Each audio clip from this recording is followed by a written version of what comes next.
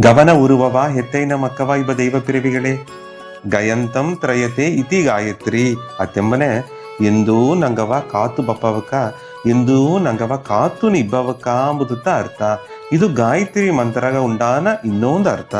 ಗಾಯತ್ರಿ ಮಂತ್ರವ ಮನಸಾರ ಏಗುನೆ ನಂಗ ಸುತ್ತಿ ಒಂದು ಕವಚ ಉರುವಾರ. ಆ ಕವಚ ಗಾಯತ್ರಿ ಅಮ್ಮನ ರಕ್ಷಾ ಶಕ್ತಿಯಿಂದ ಉರುವಾರ.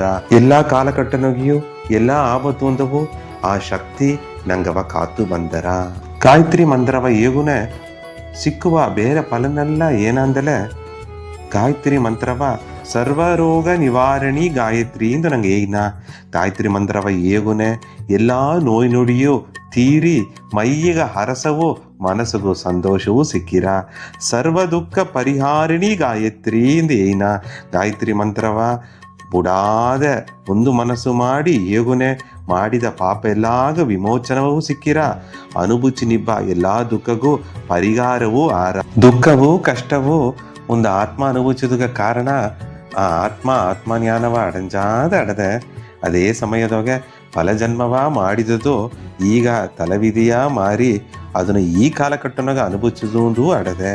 ಅತ್ತಾಪನೆ ಪೂರ್ಣ ನಂಬಿಕೆಯೋಡ ದೇವ್ರನ್ನ ನೆನಪುದೋಗೆ ಗಾಯತ್ರಿ ಮಂತ್ರವ ಏಗುನೆ ನಂಗೆ ತಲೆ ವಿಧಿಯವೂ ತೀರ್ತಾಕೋ ಒಳ್ಳೆಯ ನಿಮ್ಮದಿಯಾನ வாழ்க்கைಯೂ ಅಮಂಜಿರ. ಸರ್ವವಾಂಚ ಫಲಸಿದ್ಧಿ ಗಾಯತ್ರಿ.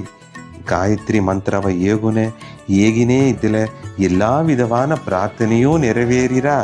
ಎಲ್ಲಾ ಪ್ರಾಪ್ತವೂ ಸಿಕ್ಕಿರ.